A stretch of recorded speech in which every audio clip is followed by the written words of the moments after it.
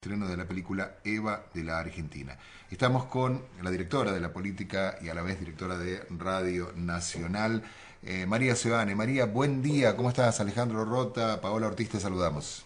Hola Alejandro, ¿cómo estás? Bien, ¿cómo Yo un poco estás? engripada, mira, pero bueno, Sí, así son las cosas. nosotros queremos realmente agradecerte muchísimo esta comunicación porque sabemos que estás convaleciente de una enfermedad esta que no nos gusta tener a nadie, que es la gripe. No, no, la influenza es horrenda, ¿viste? Porque te duele todo, sí, Sí, sí. sí, ¿viste? Y no sabes por dónde atacarla, porque si quiero que me No, no, deje de doler claro. la cabeza y todo eso.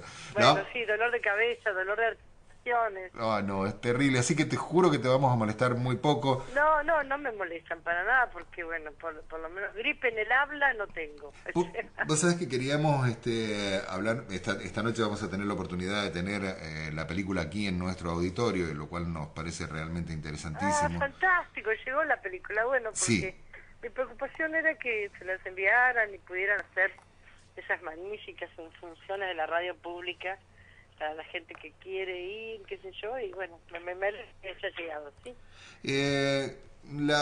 contanos cuál, digamos, un poco el argumento de esta película, una ficción animada con pinceladas de material documental, una Sí, estética rara, digo, para contar este tipo de historias, ¿no? una estética rara, tal cual, una estética más que rara, supongo que cuando yo digo rara, mi productor ejecutivo se enoja y dice, no, creativa, en todo caso. Claro, La verdad que, mira, la elección estética tuvo que ver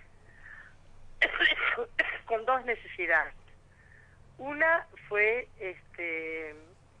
concretamente, pensada, porque yo quiero que esta película esté pensada para los jóvenes, que sea sobre todo para en el código estético que ellos pueden acceder, digamos.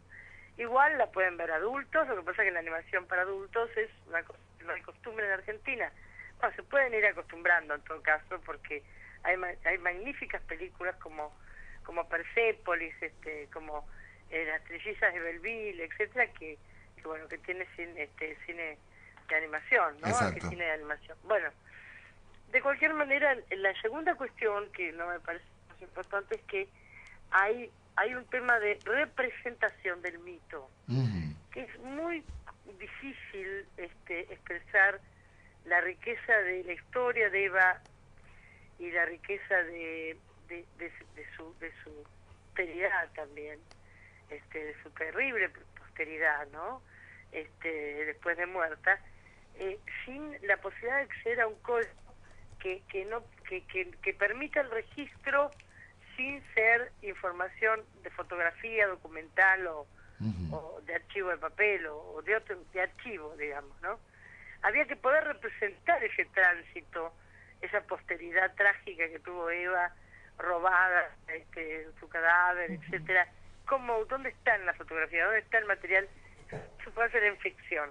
Y si se puede hacer en ficción, se puede representar a través de actores o se puede dibujar y reinventar, digamos, el código estético del cual se cuenta la película. Esto respecto al código estético, Ujú. Ujú. que me parece que es interesante. Después, Sí, además te digo, en esto que decía, después está la estructura narrativa, claro, ¿no? en esto que decía me parece María, perdón, que hay acá como un trabajo interesante, porque la construcción desde lo narrativo visual y el mantenimiento de la construcción de un mito tan fuerte como Eva Perón en este tipo de estética debe ser un laburo enorme. Mira, sí fue trabajoso, sobre todo fue trabajoso, pero lo más trabajoso fue el guión, fue la Ujú. estructura dramática, porque yo no elegí contar un relato lineal basado solo en la historia de Eva, Ujú. sino que elegí que el narrador fuera un periodista Sí, de nuestra generación, de mi generación o de la generación anterior, pero que marcó, claro. digamos, con los valores y la impronta generacional de una generación como a la que pertenecimos, que fue la generación del 70. Yo elegí que el narrador fuera Rodolfo Walsh. Exacto. Entonces, la construcción narrativa tenía que ver con la historia de Eva, pero además la historia de nuestra generación, a través de Walsh, contando la historia de Eva, que es también contar su propia historia, y era el viaje de la heroína, en el caso de Eva, y también el viaje del héroe, en el caso de Walsh, ¿no? Del viaje del yo al nosotros, ¿no? A una posteridad, que es la posteridad múltiple y extraordinaria de la historia, ¿no? De la historia de los pueblos, ¿no? María, bueno, eso es un poco la cuestión. Los textos son íntegramente míos, y no hay textos de Walsh, sino algunas imágenes que tienen que ver con sus cuentos y eso, pero es el relato, la voz de Walsh es mi voz, ¿no? Esa es la historia. María, Pablo Ortiz te saluda, buenos días. Quería saber cuáles fueron las repercusiones que tuvo esta película, ya lleva casi un año que fue estrenada, cuáles fueron las repercusiones que tuviste al respecto. Bueno, en general gustó mucho, tuvo un tránsito comercial muy breve, porque, bueno, tal vez fue el momento del estreno que fue en plena campaña electoral, Sí. en plenas elecciones del año pasado para presidente, no fue el mejor momento. Pero lo que está pasando ahora es que es el camino que yo imaginé para esta película, ¿no? Hoy, por ejemplo, la están viendo 1000 mujeres en el Chaco, ¿no? La están viendo en Resistencia, la van a ver ahí, los jóvenes y los barrios y los lugares más insólitos piden la película. Entonces, el camino de esa película es el camino de Eva.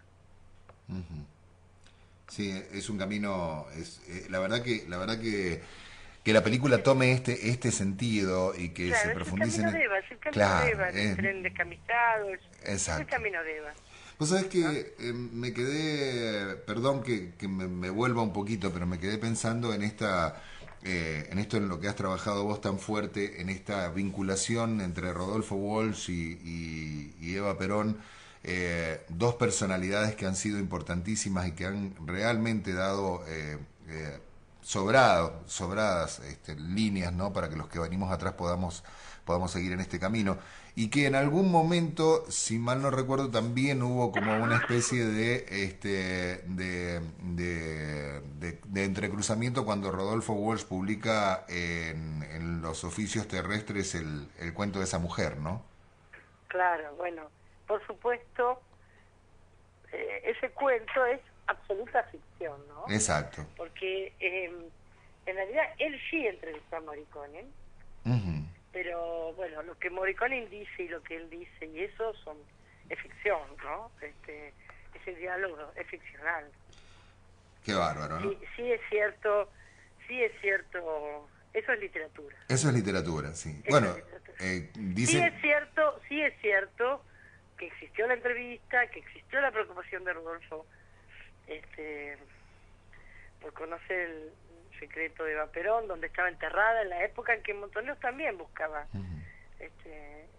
la juventud revolucionaria de los 70 buscaba saber dónde estaba enterrada. Por eso ante la certeza de que estaban por tener la verdad, el general Alejandro Agustín Lanusse, dictador de turno en el 72, 73, anticipa 70, 71, 73, anticipa la devolución del cadáver a Perón en Madrid.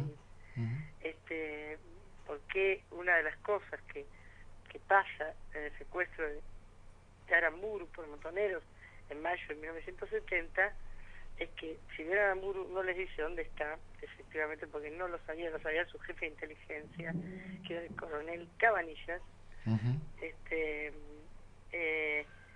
sin embargo, sí dice que sabe que está en Italia.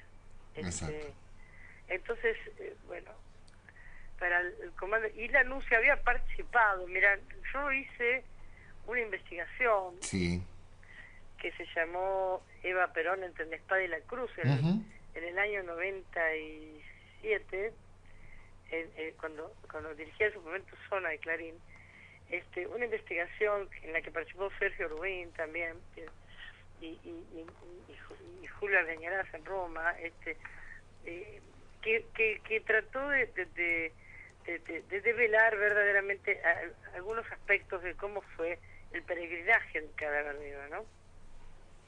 Y bueno, lo que sí concluimos, porque yo estuve con el mayor de inteligencia que figura como su hermano, cuando devuelven el cadáver de Vita ahí a Madrid, con Sorolla, en realidad el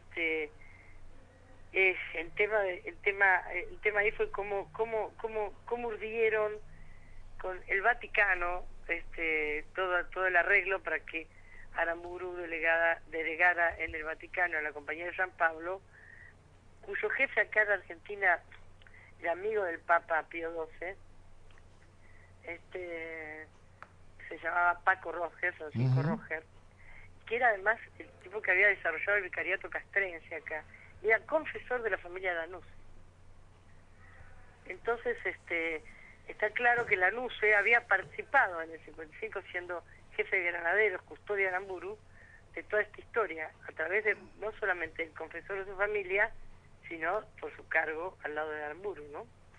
Y fue él entonces el que devolvió el cadáver, junto con el mayor, el coronel de inteligencia que se había ocupado de Cabanillas, que se había ocupado de llevar el cadáver a Europa, ¿no?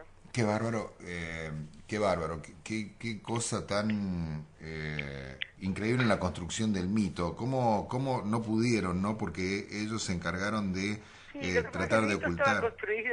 El mito estaba construido de antes, porque los mitos no tienen una base material muy contundente. Claro. Lo que pasa es que todo lo que pasa después con ellos es inmodificable, ¿no? Ahora, lo que sí es cierto es que no es modificable que Eva Perón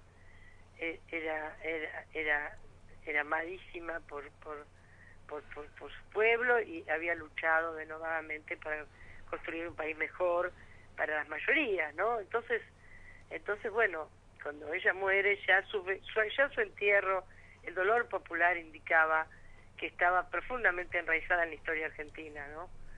Y después de su pasión y muerte contribuyen a que ese mito sea inalterable, ¿no? Nosotros, María, te agradecemos muchísimo este contacto. Nos gustaría seguir charlando muchísimo más, porque la verdad que es un trabajo admirable. 4 años ahí trabajando en la animación de esta película.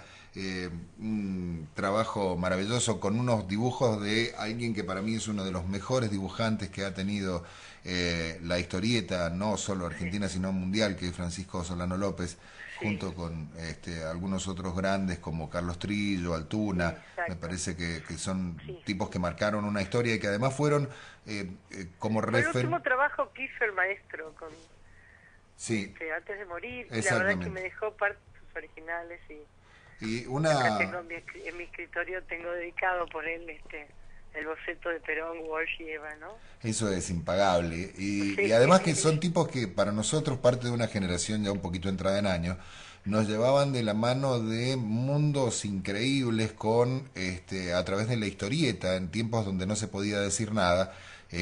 La historieta resistía como un género no mirado por los asesinos de turno, porque casi te diría que lo consideraban menor, ¿no?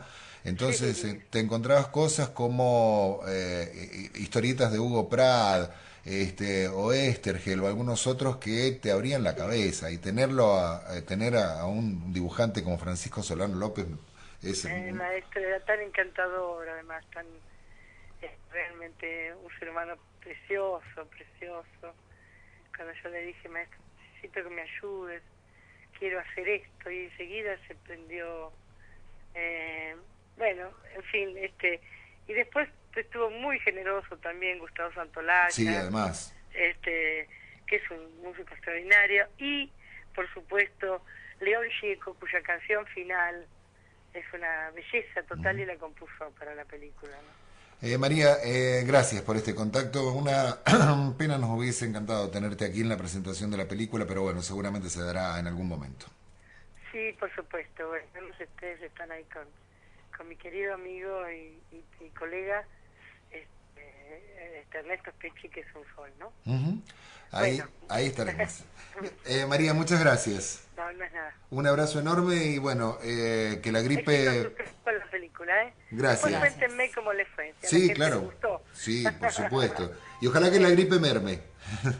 ¿Cómo? Que la gripe merme rápidamente. Bueno, gracias. Hasta luego, un gusto. Hasta luego. Bueno, Hablamos esta noche. con María Sebane en la presentación de la película esta noche aquí en Radio Nacional a partir de las 21:30. 21:30. Va de la Argentina, película y además López con la música original de Gustavo Santolaya, con un staff increíble de personas y con mucho para decir. Me acuerdo el año pasado cuando también nos comunicábamos con María Sebanek, que nos comentaba el próximo estreno de la película y las ganas que teníamos de poder apreciarla aquí en la provincia de Mendoza. Bueno, tardamos un poquito, pero finalmente en este aniversario, en este momento tan importante y tan significativo, vamos a poder disfrutar esta noche aquí en el auditorio de la radio a las 21:30 horas la película Eva de la Argentina.